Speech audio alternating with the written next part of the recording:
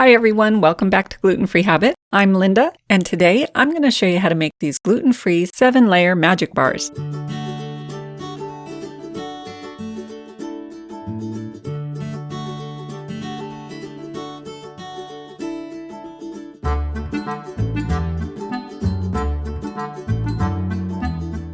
I've been making magic bars for as long as I can remember. They're just one of the great desserts where everyone has their own favorite version of it, and it's almost impossible to mess up. The flavor combination of the chocolate and the butterscotch and the coconut is magical. And it's hard to imagine that they could ever be improved upon, but I'm doing something a little bit differently with mine that I think you're going to like. And I want to send a big thank you to those of you who have already subscribed. And if you haven't subscribed yet, I hope you'll take a minute to do that now. And be sure to turn on notifications so that you'll be the first to know when I post a new recipe. The full recipe and directions can be found on my website at glutenfreehabit.com. And now let's take a look at the ingredients. You'll need some semi-sweet chocolate chips, butterscotch chips, gluten-free graham crackers, walnuts, butter, 2 eggs, some shredded coconut, and some sweetened condensed milk. And some other things you'll be needing are, of course, your 9x13 baking dish, a large Ziploc bag, some parchment paper, and a rolling pin. Okay, let's get a few things ready. Start by cutting out a piece of parchment paper that will fit across your pan and hang over just a couple of inches on each side.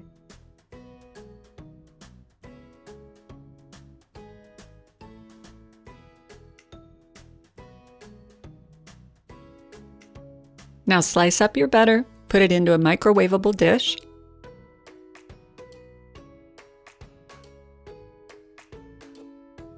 and melt it in the microwave. And just put it aside for later. Now get a little softened butter and rub it on your baking dish. This will just help the parchment stick.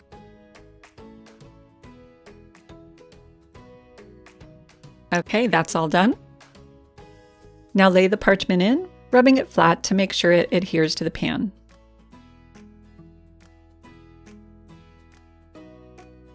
You could do parchment in both directions if you wanted to keep your dish extra clean, but it's really not necessary. And just fold the excess over the edges. You'll use these to lift out the bars later. Now it's time to chop the walnuts. I purchased a bag that just had walnut pieces, but I'd like them just a little bit smaller, so I'll chop them up just a little more. And of course you can use any type of nut that you prefer. I happen to love walnuts, but you can definitely switch them out for whatever your favorite is. Now scoop these up and put them into a bowl.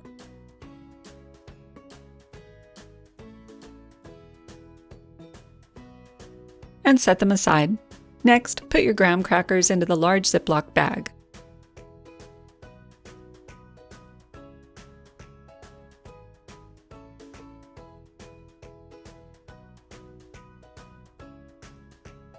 And I like to start by just breaking these up a little bit by hand. This just makes it easier when I use the rolling pin.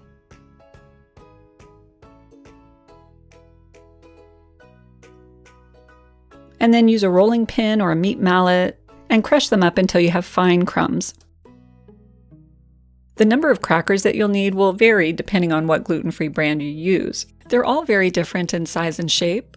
Some are thick, some are thin, some are square, some are rectangular, so it really just depends on what you purchase. Okay, these are all done.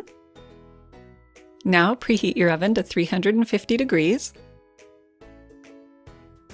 And let's get started. Crack your eggs into a small bowl.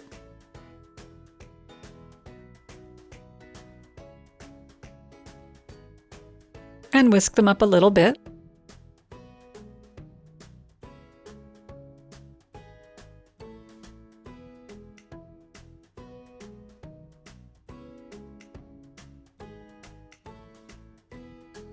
Now set out a medium-sized bowl and pour in your graham cracker crumbs.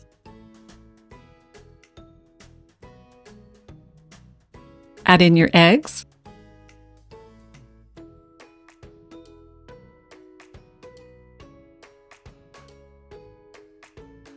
and using a fork or spoon, just make sure the egg is fully blended in.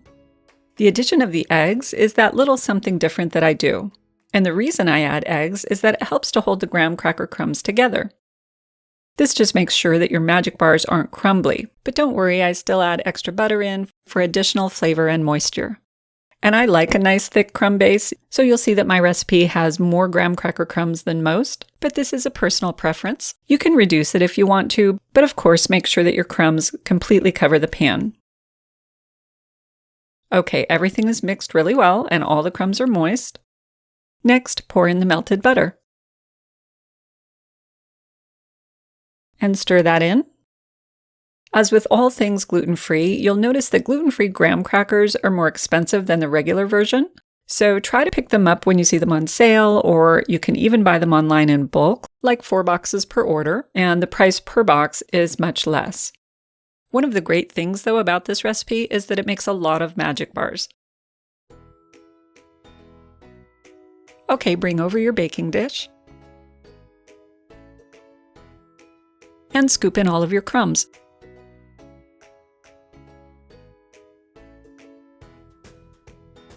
Spread them around evenly. And now what you want to do is take a small spatula and press down all the crumbs until they're really compacted. This step is so important to make sure you have a nice solid base.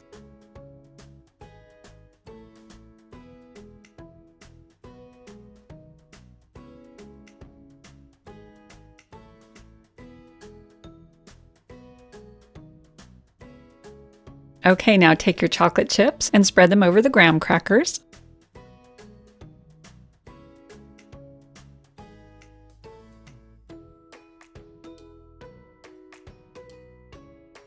And now your butterscotch chips.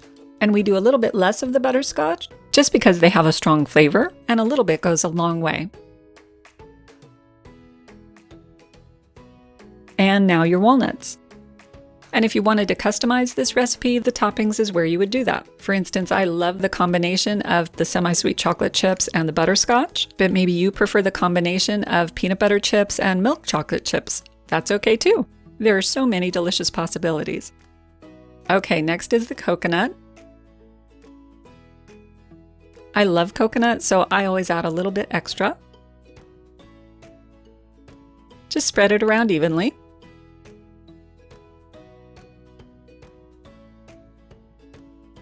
And just like before, use your small spatula to compact everything.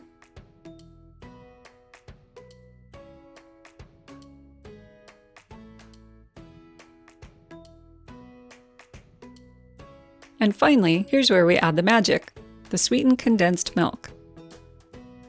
And I love when it says gluten-free right on the can. I'm using Eagle brand, but there are generics out there and those would work just fine. And you just want to pull back the lid, being very careful not to cut yourself. Now evenly pour out the entire can over the top of your coconut. These bars have many names: magic bars, 7-layer bars, Hello Dolly bars, or you might have your own name for them. And the recipes are usually similar, but with small variations in toppings or measurements. And I'm pretty sure Eagle brand was the one who invented the magic bars, so my recipe is a variation of that. And so thank you, Eagle brand, or whoever invented these, because magic bars make everyone's life better.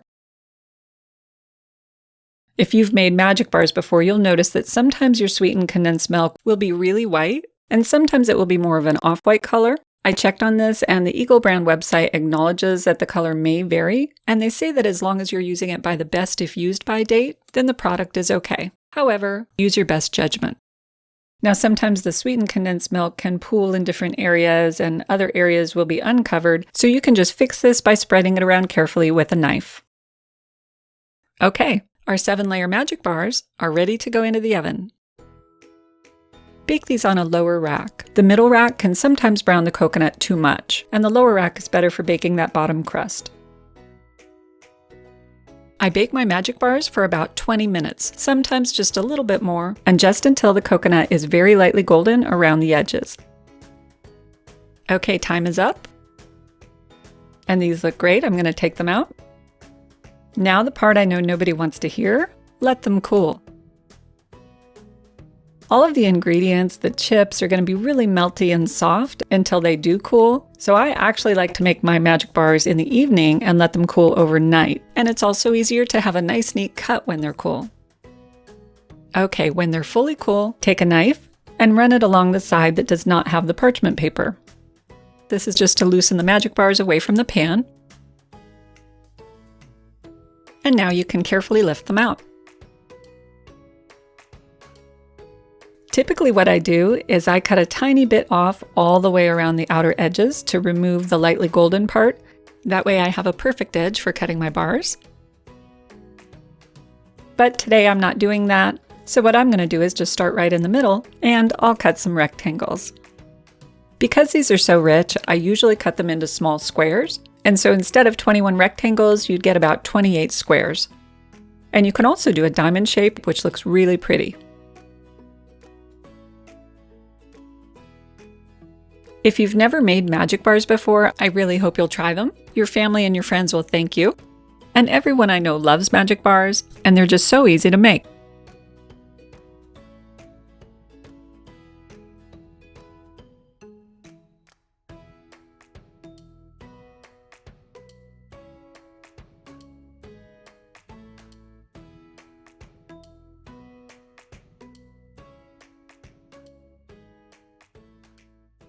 Okay, take a look at these magic bars. Don't they look delicious?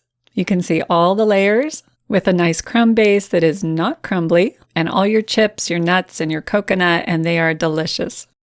I really hope you found this video helpful. If you did, please do me a favor and click the thumbs up down below, and make sure to say hi in the comments section and let me know what you think of the recipe. And there you go, gluten-free 7-layer magic bars. Thanks for watching, everyone. Stay well, spread a little kindness, and I'll see you next time on Gluten Free Habit.